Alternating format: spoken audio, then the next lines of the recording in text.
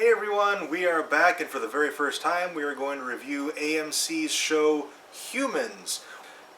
We really wanted to get this video done yesterday, but the AC in our apartment went down. It was like 90 degrees in here, and there was just no way we could film with the lights on us and everything. It just would have been miserable. So it's a day late, but here it is. The first 3 episodes of AMC's Humans. Alright, if you're not totally caught up and you want to avoid spoilers, you're going to want to skip this video until you have seen the most recent episode. So far, I'm really enjoying the show, although I do think they are missing a couple of opportunities, because it seems like the main plot elements they're using so far is the sexuality of the androids and human jealousy of the androids. And that's like the 2 primary plot points so far. Yeah, I agree. Specifically, what I'm thinking of Anita, because basically it's Toby, the teenage boy in the family. He's sexually attracted to her because, of course, he is. Yeah. He's a teenage boy, and she's a foxy android. Why wouldn't he be? Laura is the mom, and she's jealous. And now the dad, whose name Yeah, I don't know. can't remember his name right now. But now he is becoming sexually attracted to Anita because he had to do an epidermis exam of her after she got hit by the van. There's also a correlating storyline with a detective who works on like synth stuff, and his wife was in an accident, so she was given a synth for rehabilitation purposes, and the synth she is given is very socially attractive, like by our social concept. Like, he is an attractive person, and he's working with her a lot, doing massages and doing a lot of stuff to rehabilitate her. So basically, he does all the exercises with her, but then he does stuff like the massages to help help the muscles that he just exercised. There's a lot of physical contact between the two, and there was a scene in Sunday night's episode where she's mashing some kind of dough or something, and he's like, "You have to use, the weight of your arms," and he gets up behind her and he puts his arms around her and he helps her knead this dough. The story basically centers around this. It's almost like a family of synths, and they're all special. They all kind of have this self-awareness that other synths don't have.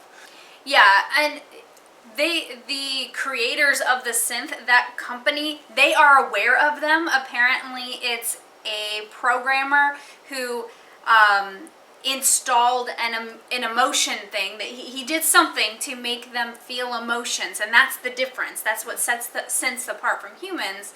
And he did something to create emotions, and they don't know what that is, so they are after them to try to figure it out. There's another character named Leo who is a really interesting character, and it seemed like in episode 2 that he was a synth, because he gets hooked up to a power source and kind of gets recharged because he was dying. But then he said in the most recent episode, he's like, "I'm basically like one of you." So that also made it seem like he's also at least partially human. Or is he a synth and yet does not know it? That's what I'm kind of leaning towards, is that he is synth, but the programmer created him and made him think that he's his son. And he's not aware that he's a synth, because the dialogue he was referring to, where it makes it sound like, that he's a combo of both, could also be taken like, hey, I grew up with this, my dad's your creator, I grew up with all this stuff, I'm basically one of you because, I dealt with synths for so long, type thing. And then there's Niska, and Niska's story is probably, to me, the most interesting story in the show. Yes, I agree. When the cluster of self-aware synths, they get broken apart because they're being chased, so everybody they go their different ways, and she gets kind of stolen and put in a brothel, and it's just, imagine being basically kidnapped and put into sexual slavery, because that's what she's experiencing. She's not a normal synth. She's totally aware of what's going on. But even worse than that is, she's a synth who has emotions, and she knows that she's not supposed to have these emotions. So it's like, imagine you get kidnapped, you're put to work as a sex slave, but you can't show any of the emotions you're feeling because you're not supposed to have them. Like, Yeah. how horrible must that be? And it finally gets to the point where this guy, who is obviously a pedophile, but he's using these synth sex slaves to act out his fantasies. And she refuses to do it. And she murders him. And it gets to the point where she felt good about it, and so she's going to continue killing.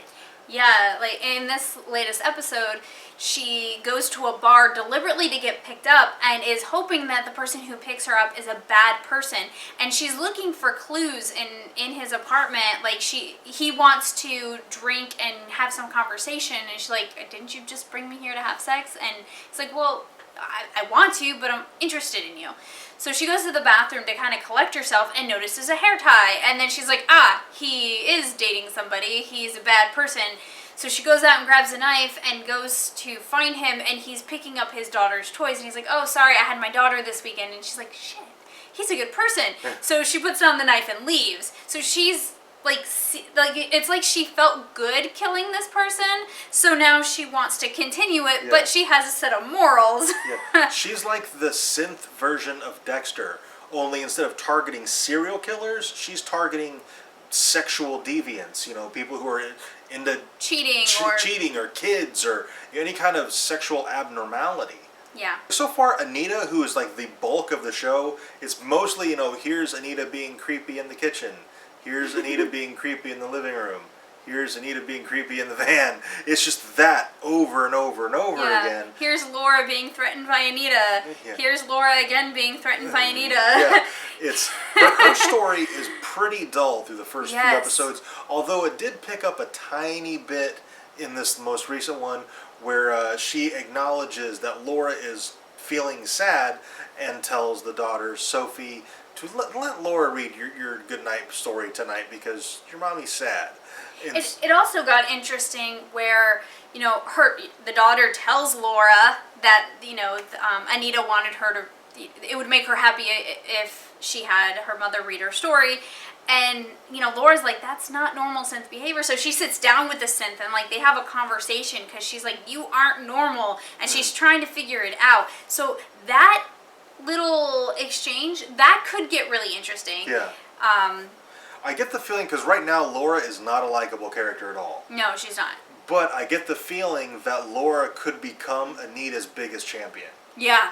I truly think that, Laura's not a bad person, but she's not exactly a good person. Right. And I think that if she figures it out, she will protect Anita.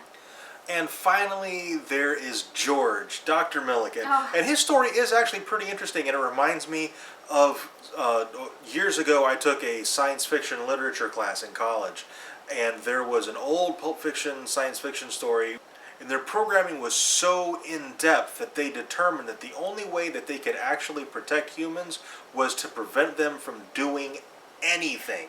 They weren't allowed to cook. They weren't allowed to clean. And they had to basically say, they said, well, are you happy? Yes, I'm very happy. If you indicated any kind of sadness or displeasure, they would try to fix it, and it just never really worked out. I wish I could remember the name of that story. I got to dig out my old science fiction literature textbook because, oh my God, it was so awesome. But George Milliken, his story reminds me of that because he has a new synth named Vera, and she is super domineering. Yeah, I guess it seems to me that he is in the beginning stages of Alzheimer's or dementia. Yeah. And with this society, once you get to a certain point and you need help, where we would put you in a nursing home or give you a live-in nurse, you get a synth. And synths are upgraded every 5 years, so once you've had one for 5 years, they take that one and you get a new one. But the thing is he's developed an attachment to the first one. Because the first one, he's losing his memory, George is, and the first one remembers all these interactions that George had with his family, and since George can't remember them, he talks to the synth to get those memories. Yeah.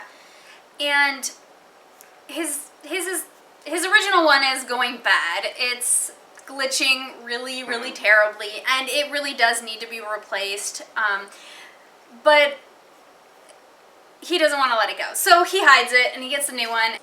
Her job is to make sure that he goes to bed on time, that he does any exercises that would be recommended for him, and that he takes his medications and all of this stuff. She dictates his dietary intake, everything. Like, he asks for a grilled cheese sandwich, and she's like, "Here's some chicken broth." And he's like, "But no." He's like, "I asked for a grilled cheese," and she's like, "Your dietary requirements, blah blah blah blah blah." Like, it's a very scientific thing. Like, you need to eat this. This is for your diet. Vera is actually really scary, but I think she's hysterical. Yeah. Okay, I think that basically covers everything from the first 3 episodes. If we missed anything, let us know in the comments, and also let us know what you think of Humans if you're watching it. Did we are we off base on anything? Just let us know. Do you disagree with anything that we think might be happening, might be coming up? Right, particularly pertaining to Laura and Anita, because I see... And Leo. And Leo. Yes. Because I see Laura and Anita, I see Laura becoming Anita's champion. And I definitely think Leo is not aware that he is a synth. I think he is, like, he's like the next version of synth after the ones with the emotions, and he's just not aware of it. Alright, so what do you guys think? Let us know in the comments. And don't forget to like and subscribe.